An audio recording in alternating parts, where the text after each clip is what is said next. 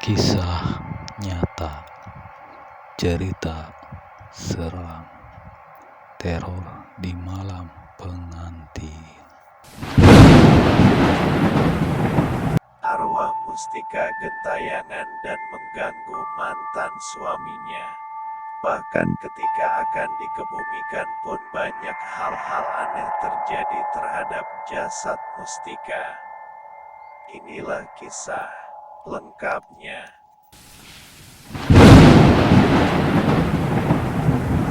Mustika, seorang wanita yang semasa hidupnya memiliki berbagai ilmu hitam yang diperolehnya dari beberapa dukun dan hasil bertapa.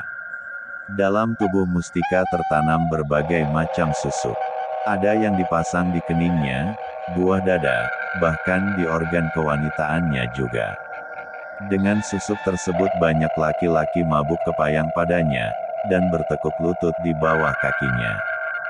Setelah usia Mustika semakin tua, satu persatu lelaki yang dulu mengagumi kecantikan dan kemolekan tubuhnya, pergi meninggalkan begitu saja. Kecuali Paijo. Dia tetap sudi mendampingi Mustika, meski ibaratnya seperti bunga yang sudah kuncup dan kering.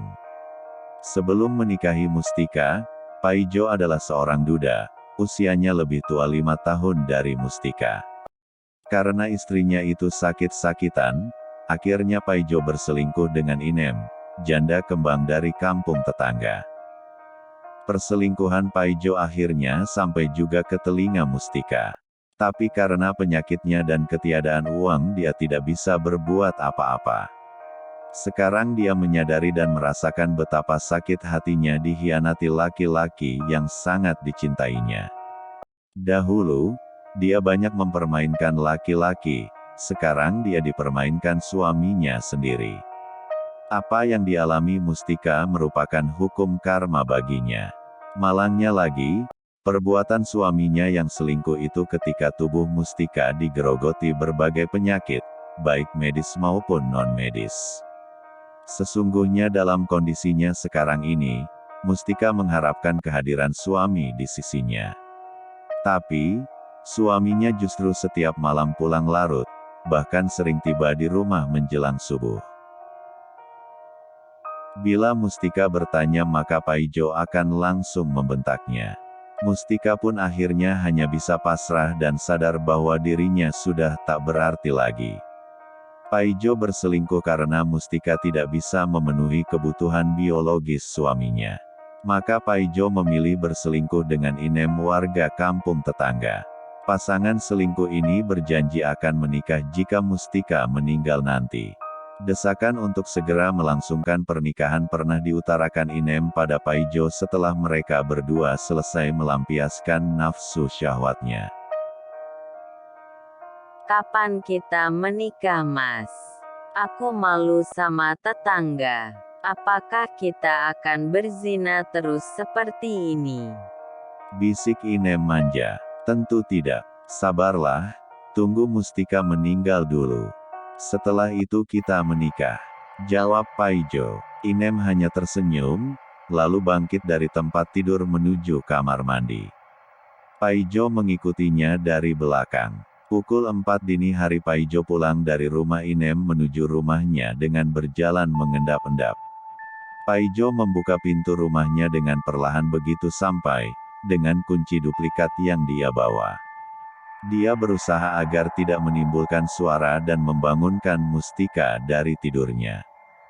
Tapi, sepanjang malam itu Mustika tidak dapat memejamkan matanya. Karena itu dia mengetahui kedatangan suaminya. Paijo menundukkan kepalanya ketika Mustika menatapnya dengan tajam. Tatapan itu serasa mencabik-cabik hati dan perasaannya.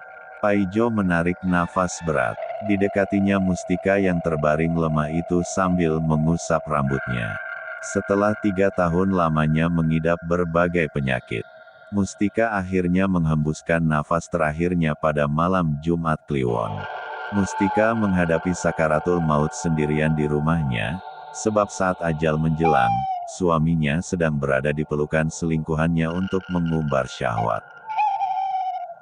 Meninggalnya Mustika baru diketahui warga pada pagi hari.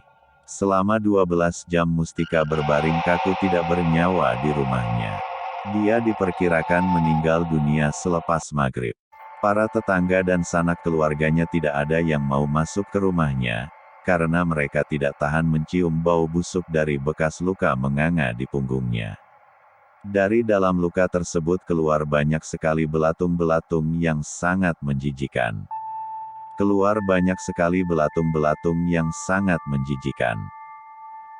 Pada saat dimandikan, ratusan belatung keluar dari dalam luka yang menganga dan berbau bangkai itu. Setelah dikafani, Mustika dikuburkan di area perkuburan umum. Ketika hendak dikebumikan inilah terjadi berbagai peristiwa di luar logika. Jenazah Mustika terasa berat saat akan disolatkan dan dibawa ke tempat peristirahatan terakhirnya. Langit yang cerah tiba-tiba berubah menjadi berawan tebal, hujan pun turun dengan derasnya disertai angin kencang. Suara petir menggelegar silih berganti. Banyak pohon bertumbangan. Para pengantar jenazah berlarian ketakutan dan berusaha menyelamatkan diri ke tempat yang aman.